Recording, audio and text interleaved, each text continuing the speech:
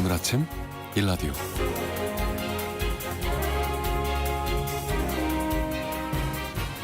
안녕하십니까. 오늘 아침 일라디오 아나운서 오승원입니다. 여러분, 지하철에서 혹시 날아가는 새를 보신 분이 있으신가요? 세장에서 탈출한 제 반려조를 찾습니다. 이게 무슨 상황일까요? 실제 지하철로 이동하는 중에 세장에서 반려조가 탈출해서 잃어버린 분이 있었다고 하는데요. 찾으셨는지 모르겠네요. 혹시 파충류를 보신 경험도 있으실까요? 지하철 유실물 센터에 파충류가 들어와서 동물센터로 연결시킨 일도 있다고 하는데요. 어떤 파충류인지 몰라도 지하철 타고 가다가 파충류를 만나면 좀 무서울 것 같은데. 이 밖에도 금두꺼비, 방울 같은 무속용품도 있고요. 또 마네킹 얼굴, 이발소 입간판, 이게 신고되거나 보관된 이생 유실물들이라고 하는데요. 특히 지난해는 MZ세대의 백구, 즉 가방 꾸미기 열풍으로 인한 키링 분실이 많아서 공간을 따로 마련해야 할 정도라고 합니다. 이 지하철 유실물을 보면서 사회 트렌드도 읽고 재미난 상상도 해보게 되네요. 그런데 서울 지하철에서 접수된 이런 유실물이 한 해 동안 4%나 더 늘어나 작년에 무려 15만 2천여 건에 달한다고 합니다. 서울 시민 61명 중에 1명꼴로 지하철에서 물건을 잃어버린 수치인데요. 아무래도 지갑이 가장 많은 24%, 현금만 약 6억 원에 달한다고 하니까 얼마나 애태운 분들이 많으셨을까 싶습니다. 접수된 유실물은 경찰청 유실물 포털 로스트 112에 등록된다고 하니까요. 아직도 못 찾은 물건이 있으시다면 꼭 한번 찾아보시죠. 2월 28일 금요일 오늘 아침 일라디오 출발합니다.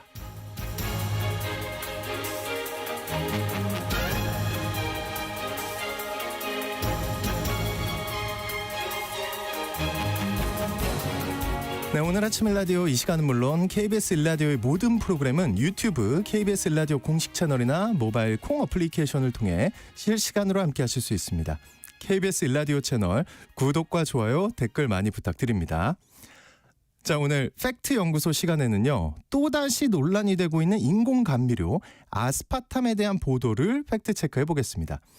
그리고 내일 3.1절을 앞두고 몇 가지 역사 자료를 가지고 3.1절 이야기 나눠보는 시간 마련했습니다. 자, 청취자 여러분들 참여하실 수 있는 퀴즈 드립니다. 벌써 오늘이 2월의 마지막 날인데요. 봄꽃들이 슬슬 기다려지고 있죠. 산림청이 올봄 꽃나무 개화 예측 지도를 발표했는데요. 이 산림청의 개화 기준은요. 전체 나무에서 50% 이상 꽃이 필 때고요. 이 기준에 따르면 다음 달 중순 제주도를 시작으로 4월 상순 전국 대부분 지역에서 꽃망울을 터뜨릴 것으로 보입니다. 문제는요. 다음 중 꽃이 피고 만개하는 시기가 가장 빠른 꽃나무는 무엇일까요? 이겁니다. 이 꽃나무는 다음 달 26일에 가장 빨리 만개하는데요. 꽃이 노랗죠. 꽃이 노란 이 꽃나무 보기 드립니다. 어려울 수 있어요. 1번 생강나무, 2번 진달래, 3번 벚꽃. 네, 다시 한번 말씀드릴게요. 1번 생강나무, 2번 진달래, 3번 벚꽃. 자, 추첨을 통해 농촌진흥청에서 제공하는 흑삼 세트를 한 분께 향긋한 커피를 드실 수 있는 모바일 커피 쿠폰을 4분께 드리겠습니다. 방송에 참여하실 분들은요. 단문 50원, 장문 100원이 드는 유료 문자 샵 9730으로 보내주시기 바랍니다. 유익한 정보와 살아있는 이야기가 있습니다. KBS 오늘 아침 일라디오.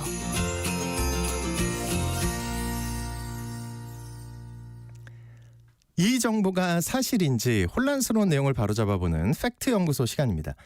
칼로리를 낮추면서 단맛을 낼 수 있는 인공 감미료 바로 아스파탐인데요. 이 아스파탐이 최근 다시 논란이 되고 있다고 합니다. 어떤 논란인지 팩트체커 선정수님과 함께합니다. 안녕하십니까? 네, 안녕하세요. 네, 연구 결과가 무서워요. 아스파탐이 동맥경화를 일으킬 수 있다. 이런 결과가 나왔다면서요? 네, 제로 열풍 이후에 많은 분들이 인공 감미료가 들어있는 재료 음식을 선택을 하고 있는데요. 건강한 단맛 뭐 이런 게 핵심이겠죠. 당류 과다 섭취가 당뇨병, 고지혈증, 비만 등 만성 질환을 일으키는 주범으로 지목이 되면서 당류 섭취를 줄이려는 시도가 크게 일어났는데요. 그런데 달콤한 맛을 아예 끊기는 어려우니까 설탕 대신 인공 감미료를 집어넣은 이 제로 음식들이 인기를 끌게 된 거죠. 네. 물론 뭐 식품 회사들의 공세적인 마케팅도 한몫을 했고요. 그런데 인공 감미료가 건강에 위해를 일으킨다는 여러 연구들이 등장하고 있습니다. 이번에 나온 연구는 인공 감미료 중 하나인 아스파탐에 관한 내용인데요. 스웨덴 카롤린스카 연구소 연구진은 이 아스파탐 섭취가 동맥경화를 악화시킨다, 이런 내용의 논문을 국제학술지 셀 메타볼리즘에 게재했습니다. 이를 인용해서 많은 국내 언론들이 관련 기사를 쏟아냈죠. 내용을 좀 알려주세요. 어떤 내용인지. 네, 연구진은 실험을 통해 생쥐에게 아스파탐이 0.15% 포함된 먹이를 12주 동안 제공을 했습니다. 이는 이 사람이 매일 인공 감미료가 들어간 탄산음료 3캔을 마시는 것과 비슷한 양이라고 하는데요. 네. 그 결과 아스파탐 섭취군은 대조군에 비해서 인슐린 수치가 급증하고 동맥에 지방 플라크가 축적되는 현상이 관찰됐습니다. 이 지방 플라크는 혈관 내벽에 쌓여서 혈류를 방해하고 결국 동맥경화와 같은 심혈관 질환을 유발할 수 있는데요. 또 심혈관 건강 악화의 지표인 염증 수치도 이 아스파탐 섭취군에서 더 높은 것으로 나타났습니다. 연구팀은 아스파탐이 어떻게 혈관 염증을 유발하는지 작용 방식도 규명을 했는데요. 연구팀에 따르면 아스파탐의 과도한 단맛은 구강과 장내에 존재하는 단맛 감지 수용체를 자극해서 과다한 인슐린 분비를 촉진하는 것으로 추정했습니다. 이런 인슐린 수치 급증은 혈관 내벽에 CS3CL1이라는 면역 신호 단백질을 활성화시켜서 동맥 안에 더 빨리 플라크가 쌓이도록 만드는 걸로 확인됐습니다. 그러니까 제로 음료 하루 3캔 분량의 아스파탐은 동맥경화를 일으킨다, 이런 결과네요. 네, 우리나라 언론들이 보도한 기사 제목을 좀 살펴보겠습니다. 조선일보는 하루 3캔씩 믿고 마셨는데 설탕 200배 제로 음료의 배신, 이렇게 제목을 뽑았고요. 네. 동아일보는 제로 음료 하루 3캔 먹으면 동맥경화 유발, 아스파탐이 인슐린 수치 높여, 이렇게 보도를 했고, YTN은 믿었던 제로의 배신, 하루 3캔 먹었더니 충격적인 연구 결과, 세계일보는 설탕 200배 제로 콜라 하루 3캔 마셨더니 반전 있었다, 이런 식으로 제목을 뽑았습니다. 네.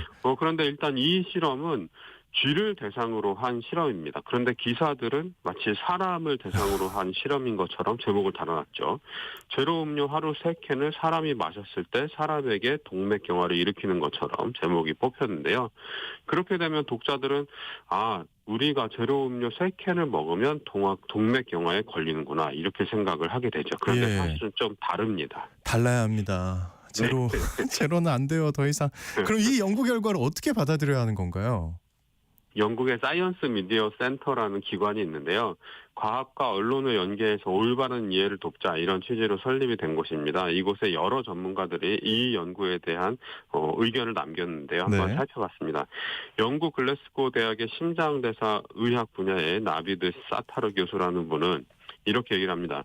이것은 우려스러운 결과처럼 보이지만 물론 진지하게 받아들이기 전에 인간에서 결과가 재현되어야 한다.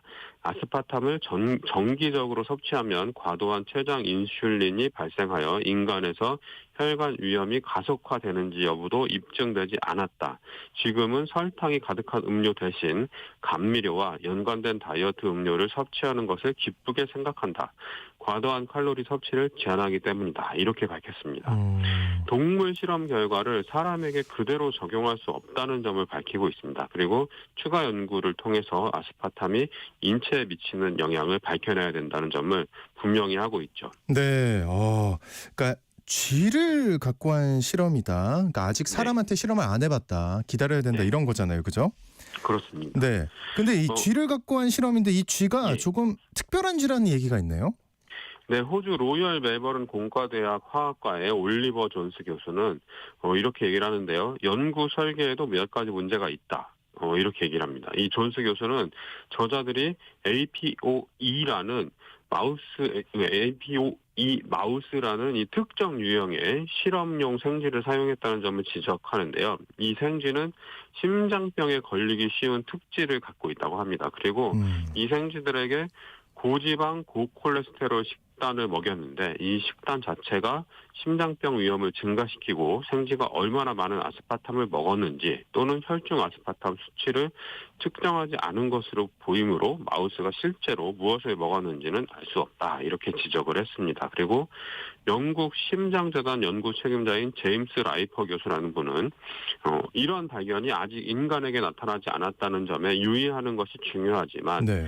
이런 결과는 우리 음식에 첨가물을 첨가하고 인슐린 수치에 미치는 영향이 심혈관 질환 위험 증가에 기여하는지 여부를 확인하기 위한 추가 연구의 중요성을 강조한다라고 의미를 부여했습니다. 그리고 이 연구는 인공 감미료 대신 더 많은 설탕을 섭취하라는 녹색 신호가 아니다. 우리 모두는 지방, 설탕, 감미료 및 소금이 높은 수준의 가공 음식과 음료의 섭취를 줄여야 한다. 이것이 건강한 식단을 보장하고 심장 및 순환기 질환의 위험을 낮추는 가장 좋은 방법이다. 이렇게 말했습니다. 네. 1137님이 아스파탐 소식 너무 유익하다. 아유, 감사합니다. 그리고 6452님은 아스파탐은 어디에 많이 들어있는지 궁금하다고 물어봐 주셨는데 오늘 주제가 아스파탐이니까 사용 실태를 좀 알려주세요. 네. 앞서 살펴봤던 기사 제목만 보면 모든 재료 음료에 아스파탐이 들어있는 것처럼 보이잖아요. 근데 네. 사실은 그렇지는 않습니다. 지난해 7월 한국소비자원이 소비자 선호도가 높은 제로 음료 14개 제품을 대상으로 시험을 했는데요. 롯데 칠성 음료의 펩시 제로 라임 한 종에만 아스파탐이 들어있는 걸로 나타났습니다. 다른 제품에는 아세설팜 칼륨, 스크랄로스 이런 아스파탐 이외의 인공 감미료를 사용하고 있었습니다. 또 막걸리나 과자를 만들 때 이 아스파탐이 첨가되기도 하는데요. 네. 2023년 WHO 산하의 국제암연구소가 이 아스파탐을 발암물질 EB 그룹으로 분류해서 논란이 벌어지기도 했습니다. 이 발암물질 EB 그룹은 인간에게 발암 가능성이 있을 수 있음, possibly carcinogenic to human이라는 뜻으로 동물 실험에서 불충분한 발암 근거가 있고 인간에게 제한적인 발암 증거가 있는 물질입니다. 이 논란 이후에 일부 업체들은 제품에서 아스파탐을 빼기도 했는데요. 이후 미국 FDA와 우리나라 식약처 등 국내외 보건당국은 현재 아스파탐 섭취 수준은 안전하다 이런 입장을 나타내면서 논란이 좀 수그러들었던 적이 있습니다. 어쨌든 설탕보다는 이제 좀 건강한 단맛을 즐기고 싶어하는 분들이 많은데요. 그 인공 감미료와 건강, 어떤 접근 방식이 필요할까요? 우리나라를 비롯한 많은 나라들이 식품 첨가물에 대한 안전성을 평가하고 있습니다. 일일 섭취 허용량이라는 개념을 도입하고 있는데요. 사람이 어떤 물질을 평생 동안 매일 먹어도 건강상에 아무런 문제를 일으키지 않는 하루 섭취량 이렇게 정의됩니다. 네. 사람의 체중 1kg당 양으로 나타내는데요. 우리나라는 아스파탐에 대해서는 체중 1kg당 40mg을 일일 섭취 허용량으로 정했습니다.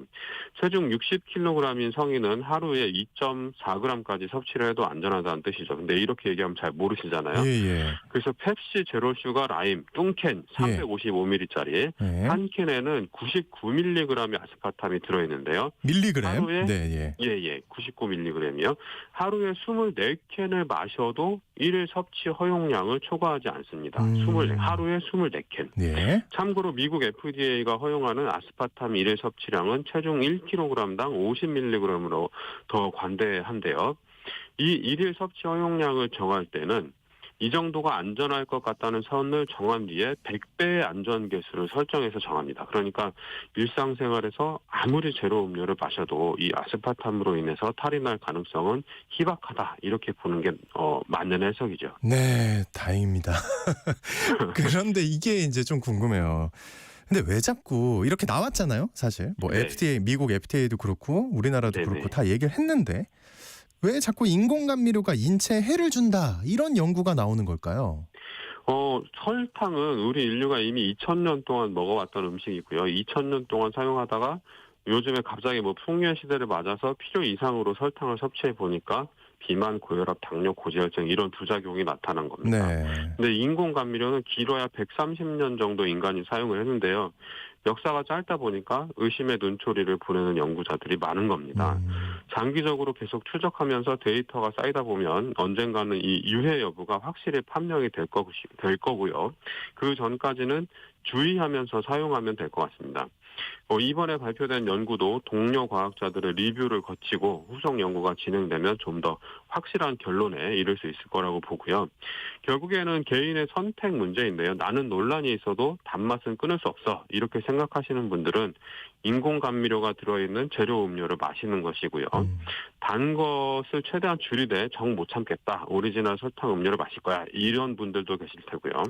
건강을 위해서 인공이든 천연이든 단맛은 좀 끊어야 되겠어. 이렇게 생각하시는 분들은 그렇게 하면 될 것 같습니다. 근데 네. 소비자들이 선택할 수 있도록 투명하게 정보를 제공하는 게 업체의 의무가 되겠죠. 그리고 이걸 잘 감독하는 게 보건당국의 역할이라고 할 수 있겠습니다. 네, 우리 소비자인 우리 스스로가 좀 잘 선택해야 하지 않을까 하는 생각이 듭니다. 오늘 팩트 연구소 시간에는 아스파탐이 동맥경화를 일으킨다는 여러 보도에 대해 팩트 체크 해봤습니다. 지금까지 선정수 팩트 체커와 함께했습니다. 오늘 말씀 고맙습니다. 네, 고맙습니다.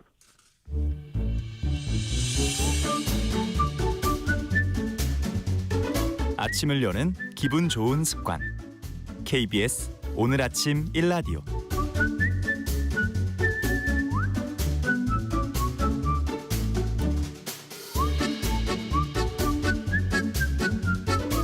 네, 올해 광복 80주년을 맞이하는 특별한 해인데요. 바로 내일은 독립운동의 그 시작인 3.1절입니다. 전 세계의 우리 민족의 자주독립 의지를 알린 3.1운동의 의미를 되새겨봐야 할 중요한 국경일인데요. 그 당시의 이야기들이 담긴 역사 수집품을 통해서 3.1절의 의미를 새겨보는 시간 마련했습니다. 역사 교사 생활을 하시고 역사 자료 수집을 통해서 다양한 활동을 하고 계신 역사 컬렉터 박건호 선생님을 모셨습니다. 어서 오십시오. 네, 반갑습니다. 지금 역사 선생님 하고 계신 건가요? 네네네. 아, 근데 지금 이렇게 뭘 많이 가지고 나오셨어요. 네네. 이게 수집품인 것 같은데 네. 어떤 걸 수집하고 계신 거예요? 저는 역사 자료, 역사적 의미가 있고 또 뭔가 또 사연을 담고 있는 자료들을 좀 수집하고 그 수집한 걸 가지고 이제 글도 쓰고요, 책도 내고 그다음에 강연도 하고 강연도 하고 그렇게 하고 있습니다. 되게 일단은 역사를 가르치고 연구하는 일이 본업이시니까 이제 수집된 자료들을 통해서 들려주실 얘기들이 많을 것 같은데 그러면 그 중에서 가장 자랑하고 싶은 역사 자료 하나 꼽기가 네. 어려울 것 같지만 굳이 하나 꼽아서 네. 소개해 주신다면 어떤 걸까요? 내일 3.1절이라고 해서 예. 관련된 자료를 좀 가져왔는데요. 이걸 보여드리고 싶은데 네네. 사진이네요. 네, 이게 예. 1919년 3월 졸업 사진입니다. 누구의 졸업 사진인 거죠 이게? 지금 현재는 서울 금천구 시영초등학교 제 7회 졸업 사진입니다. 그러니까 제가 이걸 수집한 이유는 일장기 때문입니다. 일장기가 있네요. 예, 사진에. 예, 교차돼 있죠. 예. 그리고 이제 교사들이 앞에 있는 경찰들이 아닙니다. 교사들이 칼 차고 재벌이고 있습니다. 그때는. 네, 굉장히 좀 인상적이죠. 그러네요. 그러니까 학생들은 서 있고 네. 교사들이 앉아 있는데 칼을 다 들고 있습니다. 칼 차고 있죠. 예. 그리고 뒤에는 일장기가 있고요. 그래서 1910년대 어떤 그 학교 풍경을 아주 잘 보여주고 있죠. 근데 제가 이 앞에 네 사람이 국적이 조선인이냐 일본인이냐 궁금해가지고 선생님들이요? 네, 칼을 선생님들. 차고 있는 선생님들의 네. 국적. 제가 이거를 아무리 연구해도 모르겠더라고요. 근데 이걸 2007년도에 수집했는데 예. 11년 뒤에 2018년도에 놀라운 사진을 수집했습니다. 어떤 사진? 그거는 이 사진입니다. 1년 뒤의 사진입니다. 이게 1년 뒤예요? 네, 8회 졸업 사진입니다. 그 다음에 졸업 사진을 수집하셨는데 이때는 칼이 없네요. 교사들이 똑같은 사람들입니다. 4명이. 같은 사람들이요. 네네네. 복장이 바뀌었죠. 예, 복장도 바뀌고 분위기가 좀 다른 것 같기도 하고. 근데 뒤에 일장기는 똑같네요. 네, 한 명 양복 입은 사람만 일본 사람이고 3명은 한복 입고 있죠. 네네. 그 조선 사람입니다. 의상으로 이제 구분을 할 수 있다. 근데 왜 의상이 1년 만에 바뀌었을까요? 글쎄요. 그게 3.1운동의 힘입니다. 그래요? 네, 3.1운동을 예. 계기로 일본이 통치를 조금 이제 부드럽게 하는 겁니다. 3.1운동 이후에. 그래서 이제 문화 통치라고 하는데 조선사를 회유해야 되니까 그래서 복장이 싹 바뀐 겁니다.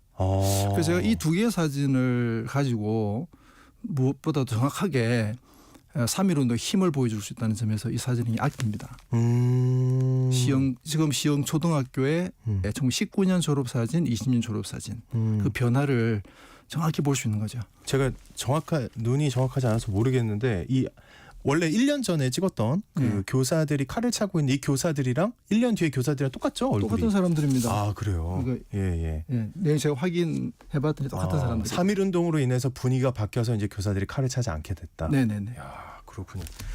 이게 내일이 3.1절이라서 그런지 이제 그 당시 이런 역사 자료를 통해서 잘 몰랐던 이야기를 들어보니까 굉장히 신기하기도 한데 수집하신 자료 중에 제가 이 얘기를 들었어요. 아주 흥미로운 태극기가 있다던데. 네네네. 어떤 태극기길래 흥미롭다고 표현을 하셨을까요? 네, 그 많은 관심을 받았던 태극기인데요. 이거 가지고 나오시네요. 3.1운동 때 흔든 건 아니고요. 아 예. 8월 15일, 45년 8월 15일 날 흔든 태극기입니다. 45년. 예.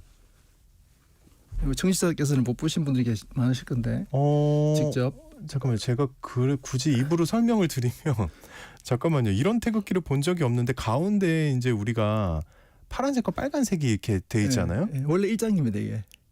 그 일장기에다 지금 일장기에다 태극기 네, 파란 색깔을 칠했죠 이렇게 지워졌지만. 지워진 거예요? 네.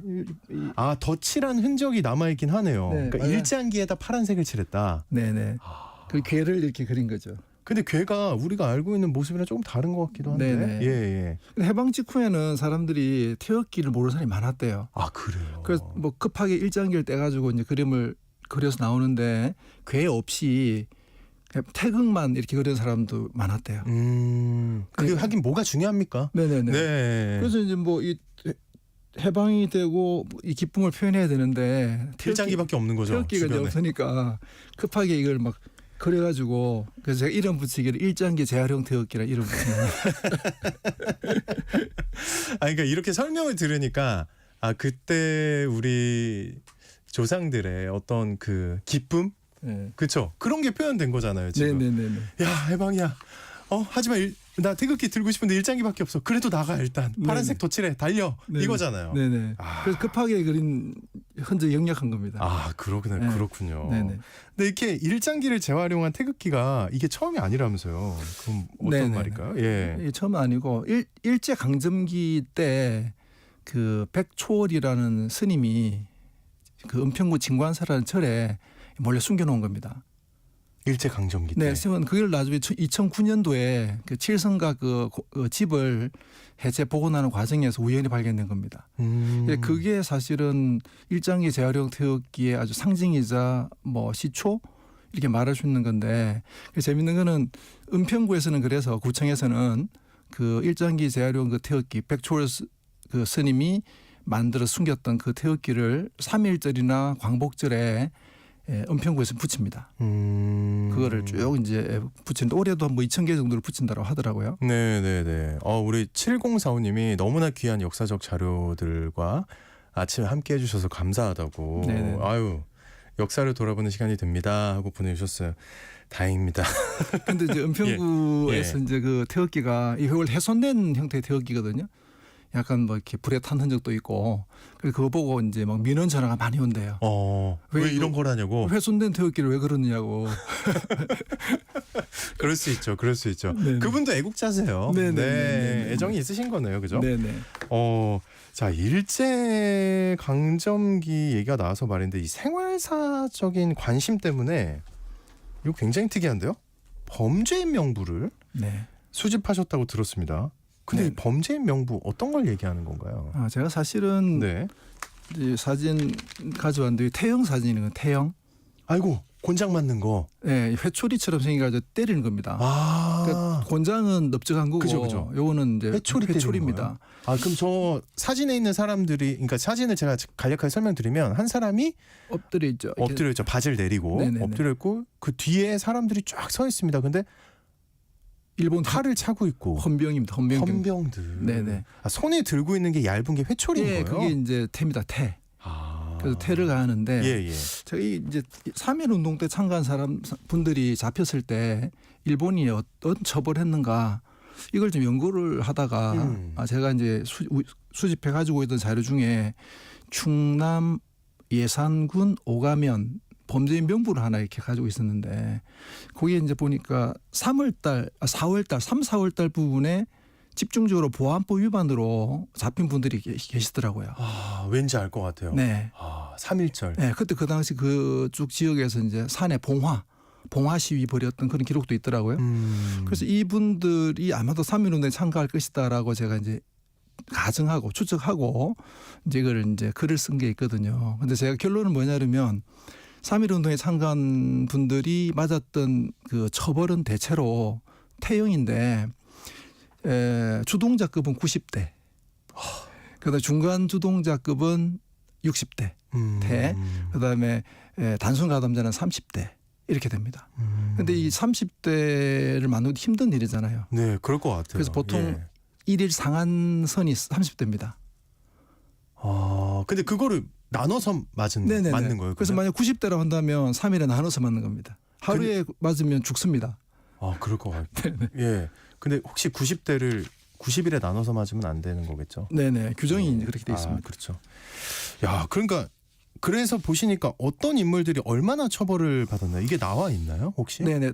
그래서 제가 글을 썼는데 이제 제가 연재하던데 글을 썼는데 그 하필 국가보훈부에 그 연구하시는 분이 서동일 연구사께서 보시고 그 동안에 이거를 우리 몰랐던 분들이다. 그 독립유공자를 한번 추천해 보겠다. 오, 그렇죠, 그렇죠. 그렇게 해가지고 이게 재작년 일인데 그래서 결국 그해 11월 17일 그 무슨 날이죠? 그 순국 선열의 날을 기념해서 그날 기해서 11분이 저는 독립유공자 대통령장을 받았습니다. 표창을 받았습니다. 다행입니다. 네네. 어우, 우리 선생님 덕분에. 네, 네네. 예. 근데 어쨌든 그 당시에는 범죄인 명부에 그 우리의 독립유공자 분들이 범죄인 명부에 올라 있었다는 거잖아요. 아주 명확하게. 네네네, 그렇습니다. 괜찮네요. 야, 이게 단순히 자료 수집이 아니네요. 이게 말씀 들어보니까. 네, 제가 했던 수집하면서 느꼈던 제일 큰 보람 중에 하나였습니다. 제가 뭐 충남 예산학원에는 아무 연고가 없는데 그거 하면서 뿌듯했습니다. 거기 나와 있던 분들은 거의 다 태형 90대였나요? 90대 맞은 분이 한 분이고 60대 소수, 대부분 이제 30대 이런 식으로 돼 있습니다. 대단합니다. 그 혹시 또 3.1운동과 관련된 또 다른 자료가 있을까요? 다른 것들? 네네, 몇 개 제가 가져왔는데 그 3.1 운동이 누구 장례식 때를 기해서 일어난 거죠? 혹시 아시나요? 잠깐만요. 먼저 이 자료를 설명드려야 될 것 같은데 이거는 영어가 써 있어요. 알파벳이 써 있습니다. 장례식 풍경이죠. 그리고 그림인데요. 네. 이렇게 막 장례식 하는 모습이군요. 이게 저는 이걸 처음 봐가지고 이탈리아 신문입니다. 이탈리아 신문을 가져오셨는데 날짜를 보니까 1919년. 19년 이게 6월달에 나온 건데. 6월달. 이 3.1 운동이 고종의 장례식을 기해서 일어난 거잖아요. 아, 그래요. 장례식 3월 3일인데 사람이 많이 모일 수 있으니까 3월 1일 날 잡은 거거든요. 그래서 이제 이 사진을 보면 이제 고종 장례식 장면인데 말 3마리가 보이죠, 앞에. 흰색 말 큰 게 있네요. 모형으로 만든 건데 네. 이 고종의 혼이 이 말을 타고 하늘로 좋은 데 가라고 이제 한 건데 실제 사진을 보면 이 말이 나옵니다. 아마 사진을 보고 이 화가 그림을 그린 것 같아요. 근데 저는 놀라운 게 이탈리아 신문에서 이거를 보도를 해준 거예요? 네, 그렇죠. 지금 일면이잖아요. 이거. 네. 화보 신문입니다. 근데 이제 이 한국 사람에 대한 이해가 좀 부족했던지 얼굴을 보면 좀 검게 그려져 있습니다. 무슨 뭐 이런 말 좀 실례지만 악마같이 그러는 것 같기도 하고 얼굴만 보면요 하나하나 신기합니다. 그리고 그 3.1 운동 당시에 그 신문이 없었습니다. 그래요. 왜냐하면 일제가 이제 모든 신문을 폐간시켜 버리거든요. 그래서 유일한 공식 신문은 매일신보라 그래가지고 총독부 기관지가 있거든요. 근데 우리는 어째 신문이 없으니까 이게 이제 뭐냐면 좀 비밀 신문입니다. 한 장짜리. 조선 사람들이 이제 뭐 이렇게 여러 가지 알려야 되잖아요. 그래서 비밀 신문인데 3.1 운동 당시에 비밀 신문입니다. 그냥 네, 잠깐 말씀드리면 이제 종이 한 장이고요. 네. 저 오래된 종이로 보이고 한자와 한글이 혼용돼 있는 것 같아요. 네, 맞습니다. 예, 굉장히 한 장짜리에 여러 가지 내용이 적혀 있는 것 같습니다. 근데 이제 여기 예. 보면 흥미로운 게 이 신문의 오른쪽에 보면 당시 고종이 이제 죽었잖아요. 돌아가셨잖아요. 예. 근데 어떤 소문이 돌았냐 그러면 뭘 드시고 돌아가셨다. 아, 그러니까 한마디로 막 이렇게 일본이 독살. 네. 예, 근데 예. 그게 무슨 음식일까요? 저 퀴즈입니다. 술? 물은 아닐 것 같고. 물은 무색무취. 정답이 여기 있습니다. 아, 한자가 많아서 제가 한자 공부. 적혀 있네요. 식혜라고 적혀 있잖아요. 네, 식혜입니다. 식혜가 근데 우리가 생각하는 그 식혜가 맞는 네, 거예요? 마시는 그 식혜? 네네네. 그 식혜를 마시고 돌아가셨다는 소문이 바다 있거든요. 그래서 독살되었다. 이제 그 내용 여기 나와 있습니다. 그 영화 덕혜옹주라는 영화가 있죠. 덕혜옹주. 예. 덕혜인가 아예 제목이. 그래서 그 영화에 보면은 첫 장면이 이제 고종 역을 맡은 그 백윤식 그분이 이제 예. 식혜 마시고 죽는 장면이 첫 장면에 나오죠. 이런 걸 가지고 이제. 추측해서 이제. 네. 근데 실제 그 정확하지는 않습니다. 소문이 그렇게 그렇죠. 들었다는 얘기죠. 예. 하지만 이제 이런 신문에 우리가 몰래 만들었던 우리의 신문에 그런 내용이 들어가 있다. 네네네. 아, 재밌네요. 예. 그다음에 마지막으로 하나 더 보여드릴 게 이게 기미독립선언서 기미독립 필사본입니다. 필사본. 네. 와. 그 이제 이 양피지처럼 돌돌돌 말려 있고요. 네, 예. 굉장히 깁니다. 이 펼치면 1m 넘는데요. 전체를 펼치면. 네, 그래서 이게 뭐 본문은 최남선 선생이 썼고 최남선이 썼고 제일 뒷부분 공약 3장이 있는데 일종 행동 강령 같은 거 그거는 한용운이 썼다는 설도 있고 다 최남선이 썼다는 설도 있습니다. 그런 것들도 의미 있는 자료입니다. 네, 이게 필사본인데 3.1운동 당시 현장에서 뿌려진 것도 남아 있나요? 현장에서 이제 뿌린 거는 그 보성사라는 인쇄소에서 이제 이게 만든 게 있는데 3만 5천 장을 만들어 뿌렸다고 합니다. 3만 5천 장. 근데 지금 남아 있는 거는 제가 쭉 세봐도 제 10장이 안 됩니다. 남아 있는 게 한 7장 내외 정도로 보이는데 굉장히 귀합니다. 그래서 저는 뭐 필사본 정도밖에 없지만 네. 인쇄물로 뿌려진 거는 아주 귀하다 볼 수 있습니다. 있긴 7장 정도가 네. 있다. 7장 내외 정도 있습니다. 네. 네.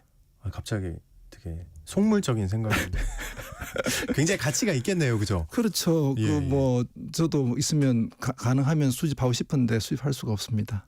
비싸서. 네, 그렇겠죠. 어느 정도나.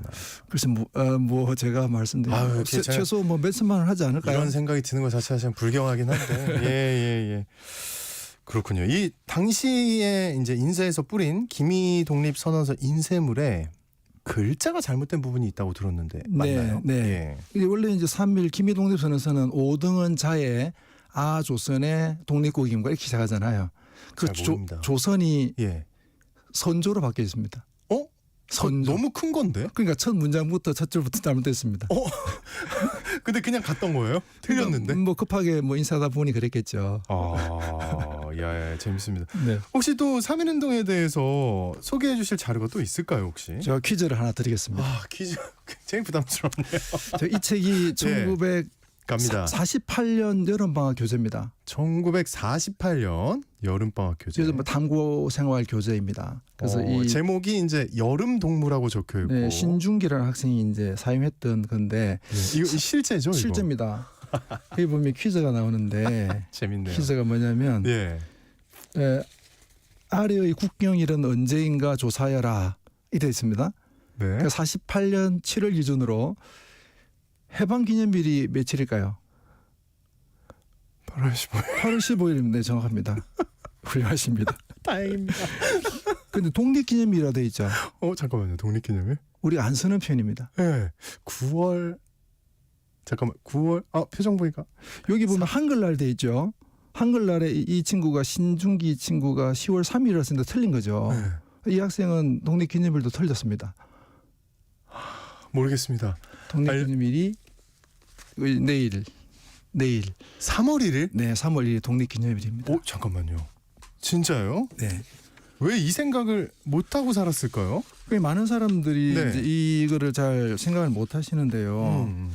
우리가 독립청원 이 아까 제가 보여드린 그 선언 그 문건이 독립선언서죠. 네, 기미독립선언서. 독립청원서가 아니란 말이죠. 선언. 그 당신 청원은 건의하는 거고 선언은 그냥 내가 독자적으로 딱 얘기하는 발표하는 거잖아. 예. 그 독립을 선언한 거니까 그래서 이제 뒤에 붙이는 구호가 만세입니다. 대한 독립 만세. 만세는 어떤 일을 이루었을 때 그걸 축하하는 의미로 부르는 거거든요.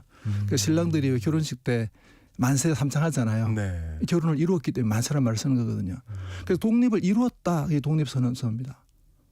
그래서 그런 의미에서 예. 이 3월 1일은 독립을 한 날입니다. 와 몰랐습니다. 그러니까 미국 같은 솔직히. 예. 경우에도 보면은 독립선언문을 채택한 날이 7월 4일이거든요. 실제 독립한 것은 그 다른 날입니다. 그러니까 7월 4일을 인디펜던스 데이라 그러듯이 3월 1일이 3.1절 그러니까 잘 이해를 못하는데 인식을 못하는데 사실은 독립기념일입니다. 실제 이제 이 교과서에 보면 독립기념일 말이 나오는 것도 그런 이유입니다.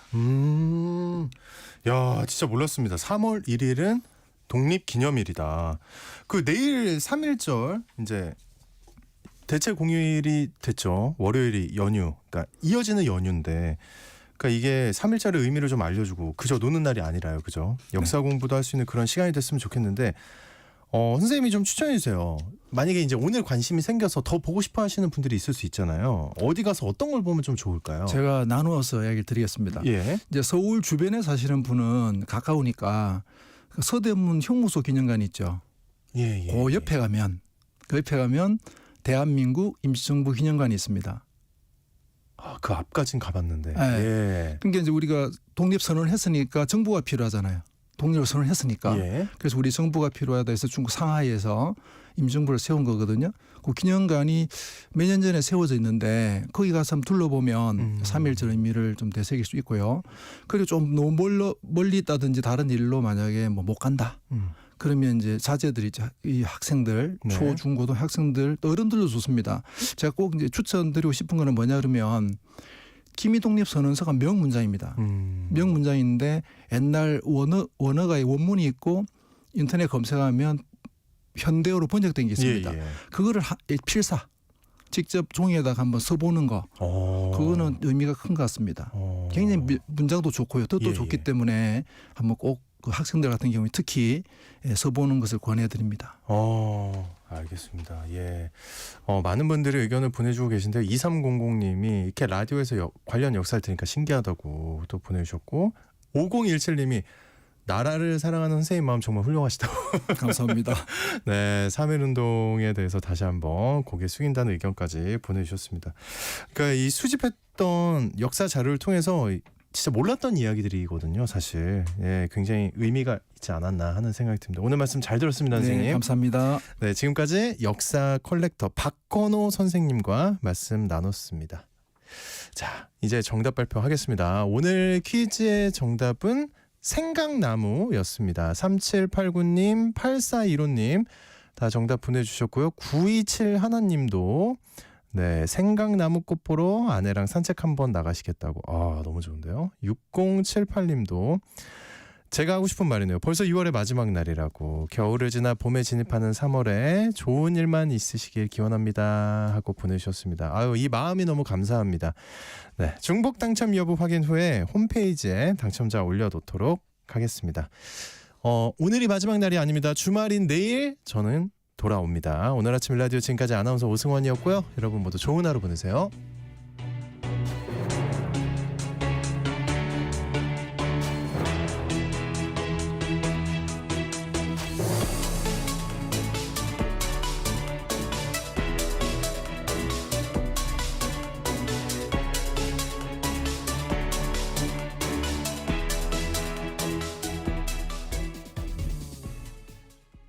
여보, 올해 공익직불금 신청이 2월 1일부터 4월 30일까지 진행된대요. 2월 1일부터 2월 28일까지는 지난해와 변동사항이 없는 농업인을 대상으로 휴대폰으로 신청하도록 문자가 온다고 하네요. 신청안내 문자를 받지 못했거나 신청을 못했으면 어떻게 해요? 3월 4일부터 4월 30일까지는 농지 소재지 읍면동에 방문하여 신청할 수 있으니 그때 신청하면 돼요. 신청할 때 폐경지 등 농지의 형상과 기능 유지가 안 된 농지는 신청하면 안 되니 자세한 건 공익직불제 콜센터 1334나 읍면동에 전화해서 문의해보면 좋겠네요. 그렇죠. 본 캠페인은 농림축산식품부와 국립농산물품질관리원이 함께합니다. 초록여행 떠나요 휠체어 사용자인 수종 씨는 친구 결혼식에 가려고 집을 나섰습니다. 하지만 결혼식장까지 가는 저상버스는 휠체어 탑승 장치가 고장나서